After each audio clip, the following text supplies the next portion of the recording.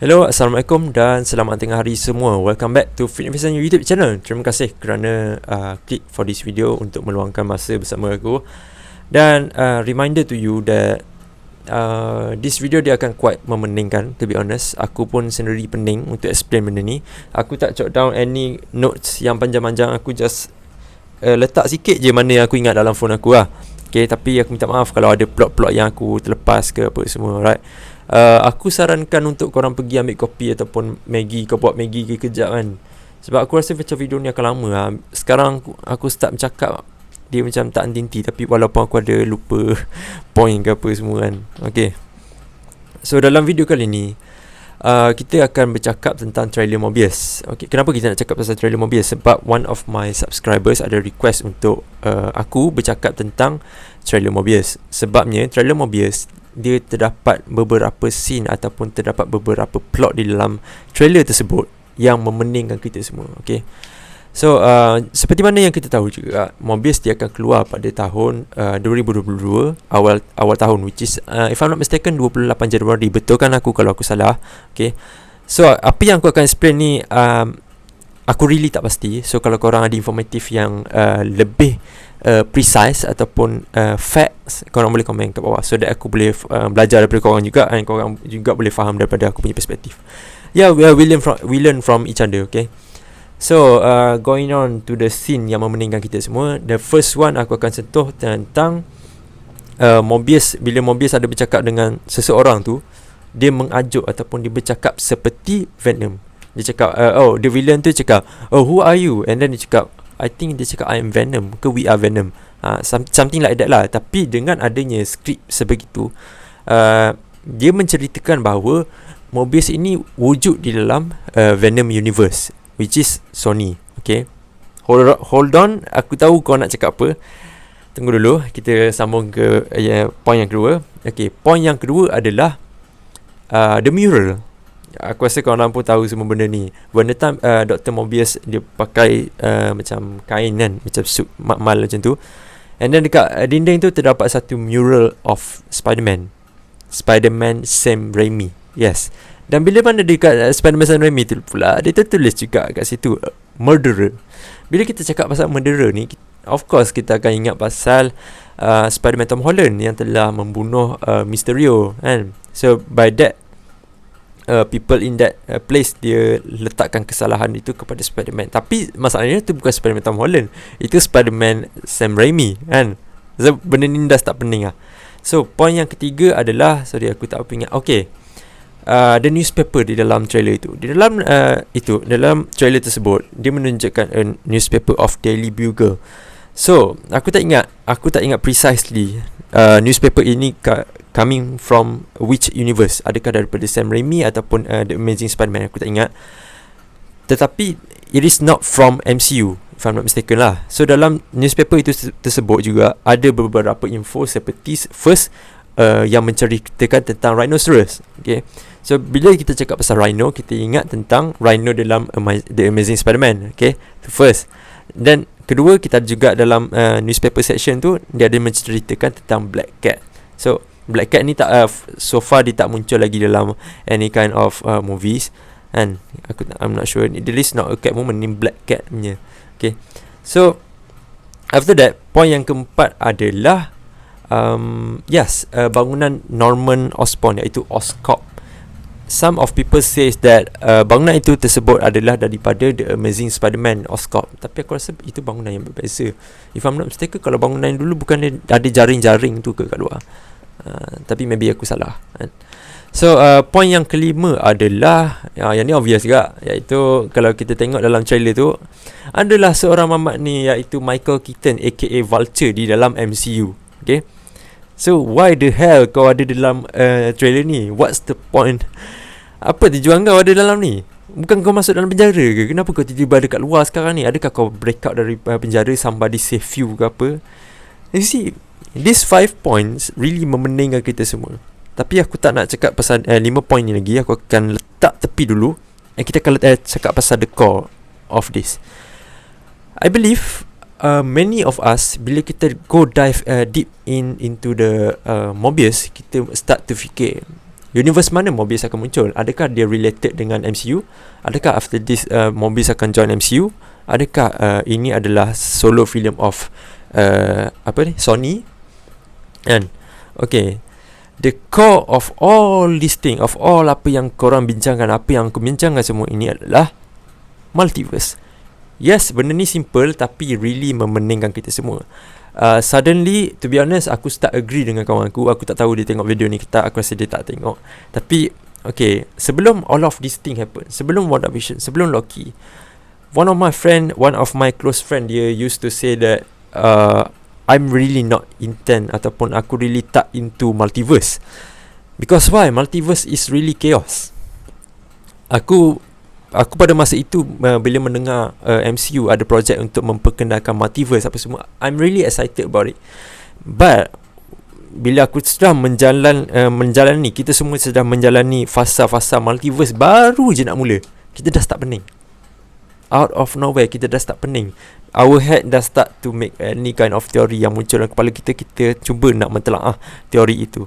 Okay, suddenly aku start agree dengan kawan aku, sebab really multiverse is really chaos. Okay, when kita cakap pasal multiverse juga, bila kita tengok Venom 2 Let There Be Carnage, Venom telah crossover daripada Sony, dia telah pergi ke MCU, something yang tidak boleh dilakukan sebelum ini. Okay, if you did so sebelum ini, kau maybe akan dikenakan lawsuit, something like that. Okay, sebabnya kita kena ingat, Sony memegang hak terpelihara ataupun hak cipta untuk karakter Spider-Man itself. Okay, aku really tak dive in tentang macam mana Spider-Man Homecoming boleh muncul. Dia sebenarnya more to shareable profit lah, if I'm not mistaken.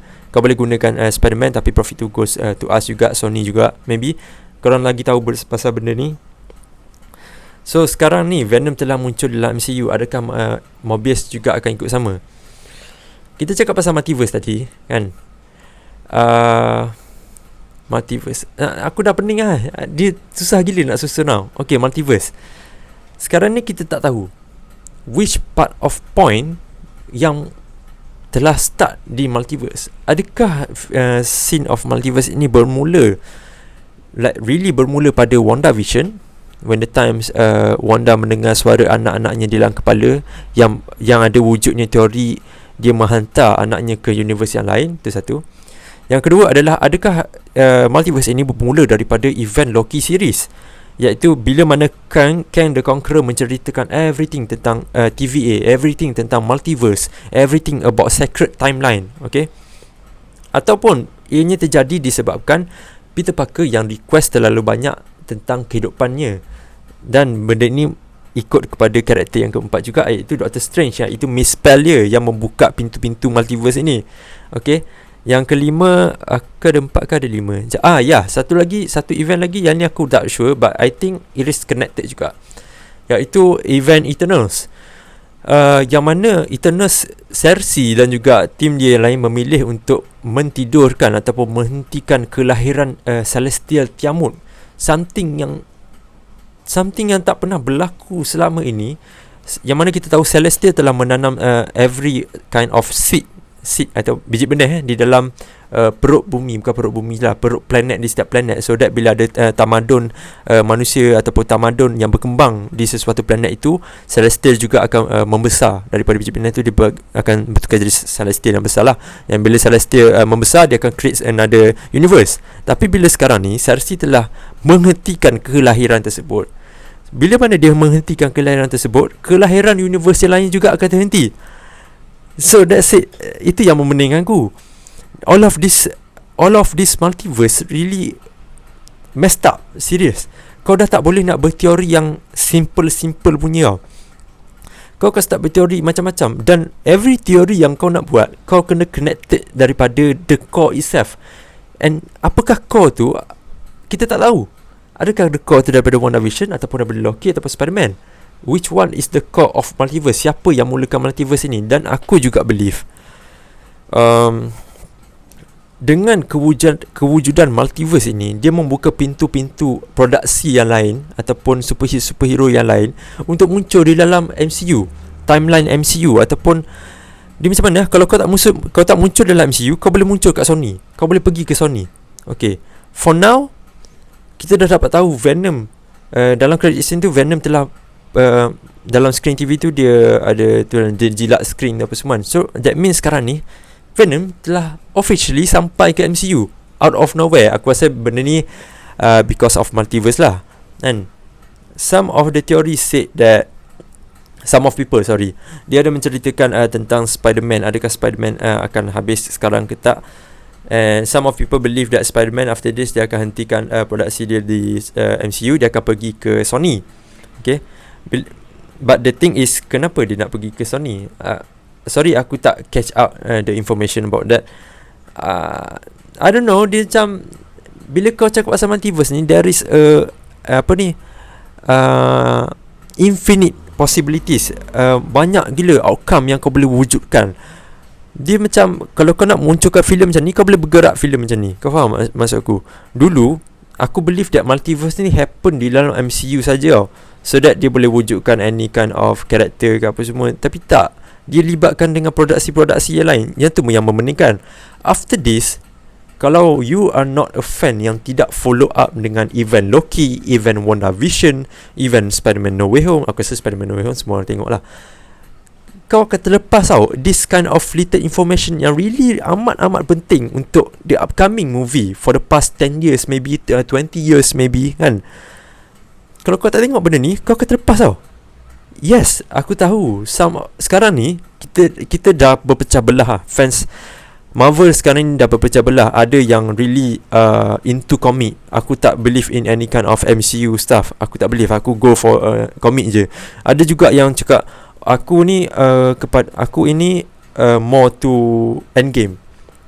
After movies daripada Endgame, aku tak akan tengok dah, sebab itu pengakhiran untuk Marvel apa semua kan. Lepas ni kan ada series apa semua. Some of them feel that those series adalah bullshit apa semua benda kan.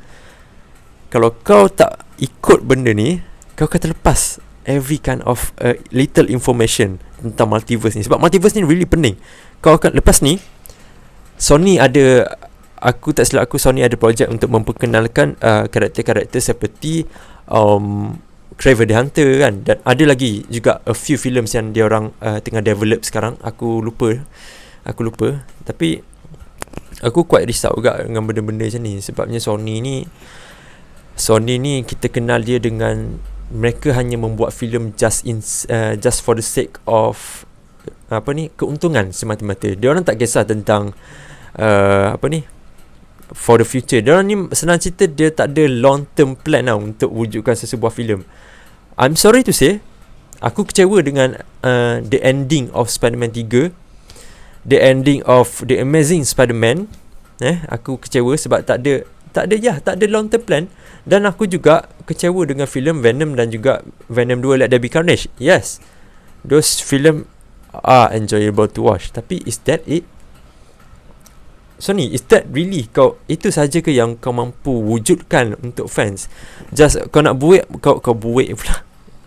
Astaghfirullahalazim. Kau nak buat duit, kau nak buat duit macam tu je. Dan karakter tu just mati macam tu. Macam Andrew Garfield tu lah, dimatikan watak Spider-Man Andrew Garfield tu, macam tu je. Dia lain macam MCU really sayangkan sesebuah karakter itu. Paling tak pun dia akan bagi cerita tentang story karakter ini macam mana kan. Sony tak macam tu. Venom 2, jujur aku cakap RM14 aku bayar tu hanyalah untuk tengok credit scene tu je, hanya untuk confirm credit scene tu je. Yes, aku nak enjoy tengok Venom dengan Carnage lawan each other, fight each other kan. Tapi kau gagal untuk develop benda tu. Kau gagal untuk develop Cletus Cassidy. Itu yang aku risau pasal Sony ni. Tapi tak tahu lah, maybe the credit scene dalam Venom tu akan mengubah segala-galanya tentang Sony. Aku tak tahu. That's a thing. Okay, that's a thing. Aku risau dengan Sony dan juga aku risau apa yang akan jadi lepas ni. The multiverse thing really memeningkan. Okay, so that's dah 14 minit aku cakap pasal multiverse saja. Aku tak tahu aku merepek apa siut. Okay, itu yang korang kena faham sekarang. Multiverse dulu, sebelum ni tak ada multiverse, kita ada hanyalah satu timeline saja, a sacred timeline. Okay, sekarang ni kita tak tahu event apa yang telah membuatkan timeline tersebut dia telah bercambah pergi ke banyak-banyak arah apa semua kan. Okay. So bila mana timeline itu bercambah, akan ada banyak movies yang kita akan dapat. And apa yang membezakan semua benda tersebut adalah perspektif karakter tersebut. Contohnya, aku ada teori yang mana aku tak tahu benda ni betul ke tak. Aku believe that Morbius dia berlaku seiring dengan Venom juga, Venom 2 Let There Be Carnage. Sebab satu, Morbius aware dan Morbius kenal, Dr. Morbius ni dia kenal Venom, dan dia tahu Venom ni wujud di dalam universe dia. Dan aku juga believe, kalau korang tanya aku, Morbius ini wujud di universe mana? Morbius ini wujud di universe Sony. Aku believe in that. Dan aku juga believe kita ni diperkenalkan dengan satu konsep of, bila kita tengok series Loki, kita kenal dengan konsep of variant. Variant ini adalah jelmaan dari kita. Jelmaan aku tak ingat apa definition yang betul dia. Dia macam kalau kau dalam universe ni kau Spider-Man, kau maybe juga ada di universe lain kau juga Spider-Man, tapi dengan muka yang berbeza ke apa. Contoh macam Loki, the Deviant pula. Ya Allah, aku dah lupa apa tadi, apa aku cakap tadi. Variant, yes. Variant kepada Loki adalah Sylvie, lepas tu ada Kid Loki dan pelbagai Loki, klasik Loki. Faham tak? So Morbius, adakah Morbius ada ni? Aku believe dia live in Sony. Itu adalah jawapan aku lah. Maybe korang ada perspektif yang berbeza. Dan juga aku believe that dalam MCU kita ada juga Morbius kita sendiri. Okay, maybe dalam MCU Morbius hanyalah a normal guy, a scientist yang tidak ada capability untuk bertukar jadi a living vampire apa semua. Itu boleh menjawab kepada persoalan. Okay, contohnya kalau kau cakap macam, okay, Wafiq, kau cakap Morbius ni adalah dia hidup di dalam Sony dan dia adalah villain kepada Spider-Man. Dan kenapa dia tak akan muncul di dalam Spider-Man No Way Home contohnya kan?